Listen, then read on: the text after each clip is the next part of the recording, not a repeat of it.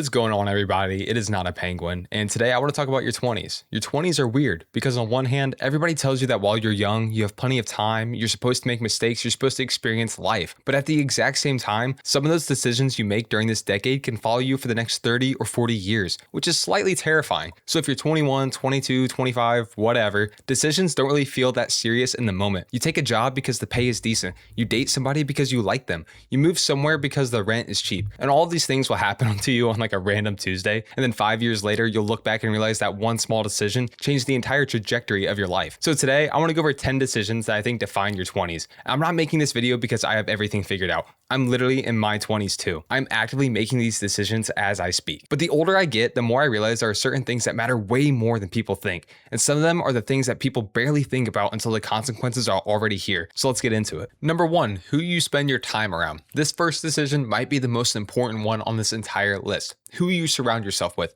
And I know everybody has heard some version of you're the average of the 5 people you spend the most time with, but there's definitely some truth to that saying. Because the people around you slowly change what feels normal. And I think that's the part people underestimate. If everybody around you is constantly broke, constantly complaining, or getting hammered every weekend, eventually that starts to feel normal. Not because you're consciously copying them, you just adapt to your environment. Humans are extremely good at adapting. If everyone around you spends every dollar they make, saving money starts to feel weird. And if everyone around you hates their job but refuses to change anything, hating your job starts to feel normal too.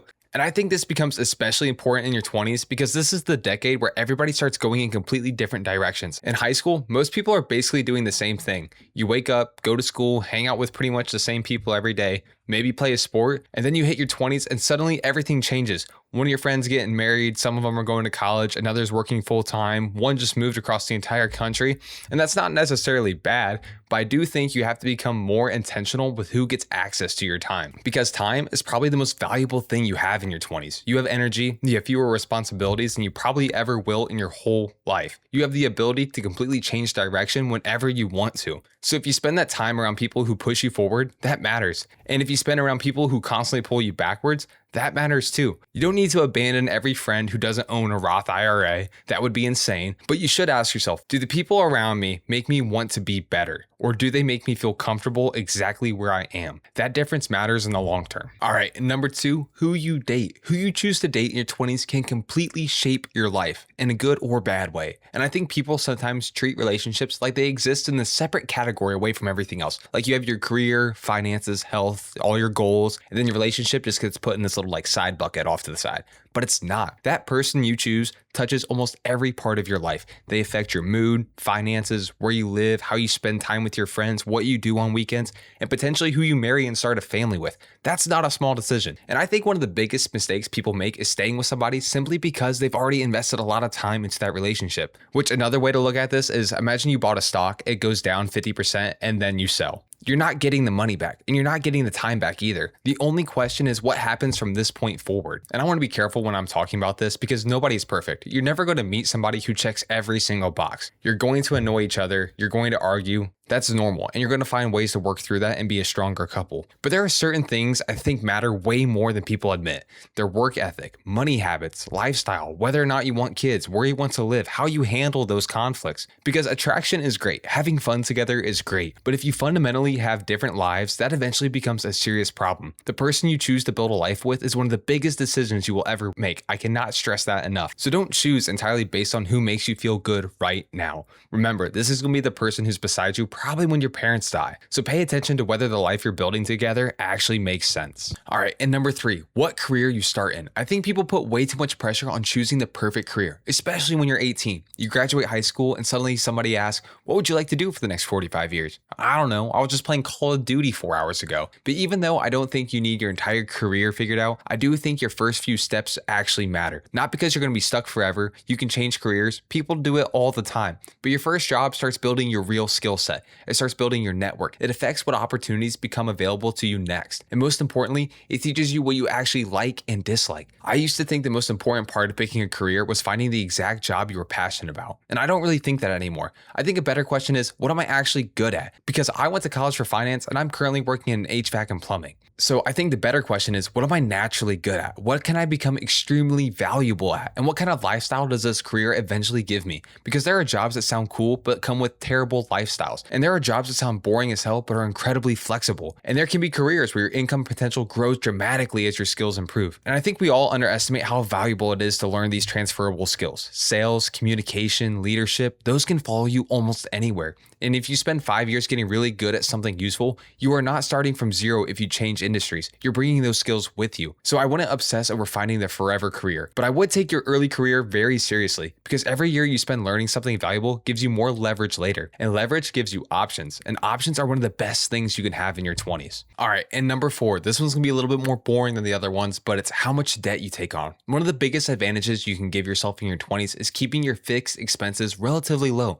because debt takes future income and gives it to your past self, which is kind of like a terrible roommate. Every month you get paid and past you shows up like, hey, remember that car I wanted 3 years ago? No, well, you owe $300 this month for it. Now, not all debt is automatically terrible. A reasonable mortgage can make sense. Student loans can make sense depending on what you're getting them for. Business debt, that can also make sense. Even a car loan. But the problem is when you stack everything, the student loans, car payment, credit card balances, and all the random subscriptions, suddenly your paycheck is already gone before you receive it. The reason this matters so much in your 20s is because low expenses give you freedom. If you hate your job and want to try something else, you can leave more easily. If an opportunity comes up in another city, you can move. If you want to start something on the side, you can afford to take that little risk. But if every dollar has already been promised to somebody else, your options shrink. And I think there's a difference between being cheap and being financially flexible. I'm not saying never spend money, go on trips, buy things you enjoy, go out with your friends. Your 20s should be fun. But if you're going to take on debt, understand why you're actually doing it and what you're trading it for. Because a monthly payment never feels like a big deal individually. $300 there, $400 here, $150 somewhere else. But eventually you've built yourself up this little financial prison entirely out of manageable monthly payments. And that is not a situation you would be putting yourself in early in your life. All right, and number 5, where you choose to live. Where you live can completely change your life. I don't even mean it's some dramatic move to Bali and start an online business kind of way. Your city affects your career opportunities, your social life, your cost of living, who you meet, what industries you have access to, and how easy it is to make friends. I think sometimes people stay in the same place simply because it's where they've always been, which is understandable. Being near family is valuable. Having longtime friends is also valuable. But I think there's something incredibly valuable about moving somewhere new at least once, even if it's not across the country, even if it's just to a different city nearby. Because when you move somewhere where nobody knows you, you have to build a life. You have to figure things out. You have to meet people. You have to find routines, and you have to become more independent. And you start learning what you're actually like when nobody else is deciding it for you. Some people move away and realize they desperately want to go back home, and that's fine. At least you know now. Other people move away and realize they should have done it years ago, and that's also fine. But I think your 20s is probably the best time in your life to experiment with where you want to live. You probably don't have kids in school, you probably don't own a house, and you don't have as many responsibilities. So if an opportunity comes up somewhere else, I wouldn't automatically reject it because moving feels uncomfortable. Sometimes that uncomfortable decision is the one that changes everything for a good way for the rest of your life. All right, and number 6, what you do with your body. This one is less about getting shredded and more about building habits before you desperately need them later in your life. Because your body is incredibly forgiving when you're young. You can sleep for 4 hours, eat like absolute garbage, drink all weekend, smoke a blunt, not exercise for 6 months, and yet still somehow, despite all of that, wake up in the morning and feel like $1,000,000. Your body is basically covering for you right now, but eventually that stops. And I think one of the best things you can do in your 20s is build a basic level of fitness that becomes part of your identity. I'm not saying you need to become a bodybuilder or be like those people on TikTok. You don't need to run marathons. Just do something, whether it's lifting weights, running, biking, swimming, playing basketball, anything that sounds enjoyable to you, because health compounds in the same way money does. If you build muscle while you're young, it helps you later. If you build good cardio while you're young, that also helps you later in your life too. And doing this every day gives you one thing that you can control. Your career could be going terribly, your relationship could be stressful, but you can still go pick up something heavy and put it back down. There's something weirdly comforting about that. So the decision here isn't whether or not you want a six-pack. It's about building habits now, that way you can keep yourself healthy in the future. Because getting in shape at 22 isn't difficult. Trying to completely rebuild your health at 42 is just a little bit harder in my opinion though. All right, and moving on to number 7, which is what standards you set for yourself. I think this is one of the most underrated decisions on the entire list, because your standards quietly become your normal. And once something becomes normal, you stop questioning it. If you constantly show up late, eventually you become the person who is always late. If you constantly break promises, you stop trusting yourself. Your standards basically tell you what you're willing to tolerate from other people and from yourself. I I think this matters a lot more in your 20s because you're still deciding what kind of person you're going to become. Not some cheesy motivational way, but literally, your habits are becoming more permanent. Your career reputation is forming. Your relationships are becoming more serious. So you have to decide what your baseline is. If you tell somebody that you're going to do something, do you actually do it? If your boss isn't watching, do you still work hard? If nobody would know you skipped the gym, do you still go anyway? Those things sound small in the moment, and yeah, I get it. It's really boring too, but repeated over years, they start defining you. And I don't think having high standards means becoming some productivity machine who wakes up at 4:12 every morning and takes an ice bath while listening to David Goggins. Like, that's just insane. You're allowed to have bad days, you're allowed to mess up, you're allowed to be lazy sometimes. The point isn't perfection. The point is having a line, a bare minimum. Something that you generally refuse to fall below. And I think a lot of people in their 20s just forget to set this bar for themselves and just kind of go with the flow. And I feel like it's really important that you set this bar for yourself early on. All right, and number 8, what you do with your free time. I think this is where a lot of people accidentally decide their future. Not during work, not during school, during the random 3 hours at night. Because everybody has some sort of free time. Obviously, some people have way more than others, and obviously some people have way more than others. Especially if you're in college or high school, take advantage of the time that you have.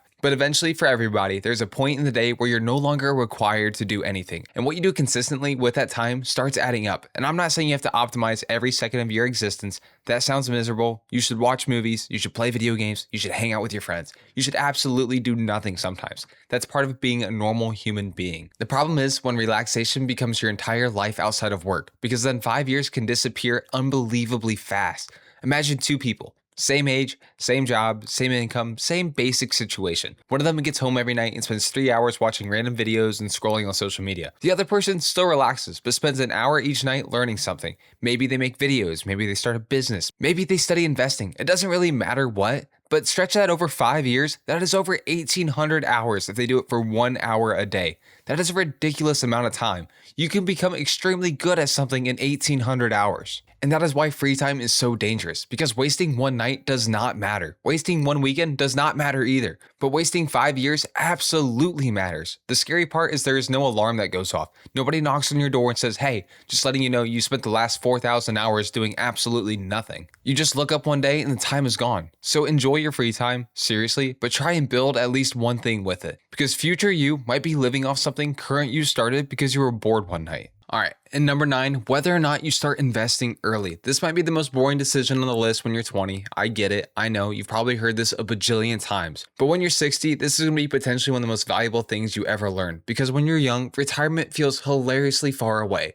If you're 22, thinking about being 65 feels like life on Mars. It does not feel real. I'm not even worried about it right now myself. So it's really easy to say, I'll worry about investing later when I make more money. And that sounds logical. I would say it to myself all the time. You probably will make more money later. But the problem is, later you has one thing that current you can never get back, and that's time. And time is what makes investing so powerful. Compound growth basically means your money starts earning money, and then that money earns even more money. And then the snowball keeps going, which sounds fake when you say it out loud, but that's literally how it works. And the biggest advantage you have in your 20s is not necessarily having a lot of money. Most people don't. Your advantage is having decades. Someone who starts investing modest amounts at 22 can potentially end up in a better position than someone who waits until their 30s and tries to catch up by putting in way more money. Not because the first person is smarter, not because they picked some magical stock that just blew up, they just gave compounding more time.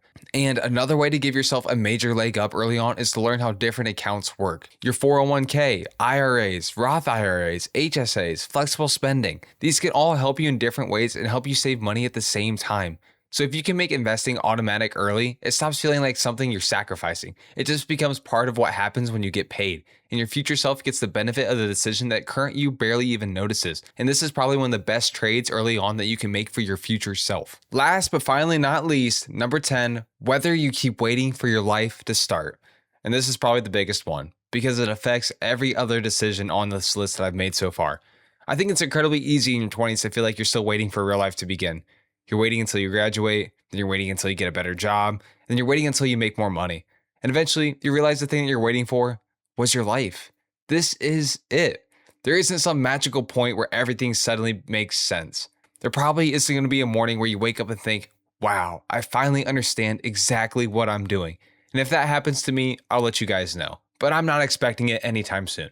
I think most people are just figuring things out as they go, and that is actually kind of freeing. You don't need a perfect plan. You just need to start making better decisions with the information that you have. Because I think your 20s is less about having everything figured out and more about setting your direction, just pointing the compass somewhere. Because guess what? You have the time. You have time to make an adventure, and that might be the biggest advantage you have right now because you have time to screw up. You can restart, move, learn, and become a completely different person than what you are today. But having that time does not mean you should waste it. And I think that is the balance everybody in their 20s is trying to figure out. You don't need to have your entire future mapped out. You just need to make the next decision a good one. Then hopefully do that again tomorrow and the next day and the next day, and then do it for long enough and you'll probably be all right. Anyway, those are the 10 decisions that I think really do define your 20s. Let me know what you guys think, and let me know down in the comments if I missed one or you guys had a different idea for what should have been in the video. But if you did enjoy this video, please consider subscribing. We are slowly building this channel one video at a time, and I appreciate everybody who watches and leaves a like. I really do love it, and I love reading the couple comments that I've seen so far. So yeah, but I will see you guys in the next one. Peace.